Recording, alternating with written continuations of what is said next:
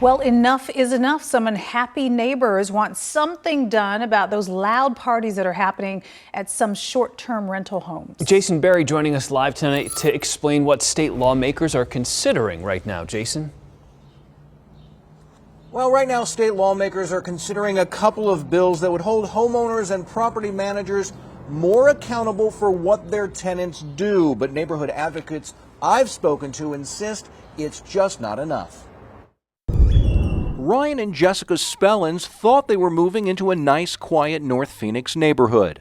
They were wrong. For the past year, they've been dealing with nonstop wild parties at the house next door and behind their backyard. It would just go on until midnight, 2 o'clock in the morning, 3 o'clock in the morning. So really, that disturbance is kind of in your face on a day in, day out basis. Short-term rentals have become a serious problem for the Phoenix couple, and they're not alone. A number of police departments across the valley have received numerous complaints about big house parties, loud music, and random acts of violence.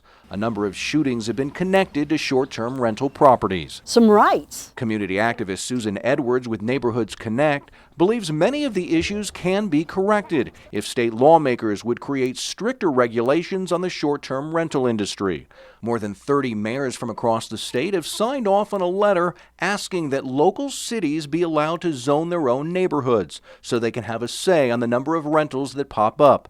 They want occupancy limits to prevent overcrowding in rental homes and require registration and verification for all guests staying in a rental property. The original sharing economy as sold was to rent a room or rent your guest house or whatever, but it wasn't to put a motel next door or across the street with people playing beer pong. Right now, there are 2 bills dealing with short-term rentals under consideration at the state capitol. I'm always going to keep an open mind. One of them, SB 1379, is sponsored by State Senator J.D. Mesnard of Chandler. His bill would allow cities to fine homeowners for repeat violations, but it does not include any limits on occupancy, no registration requirements, and no local zoning. I realize there are folks who want to go further. The cities want the ability to have total zoning authority to determine how many, where, all of that. And I personally think that's a bridge too far.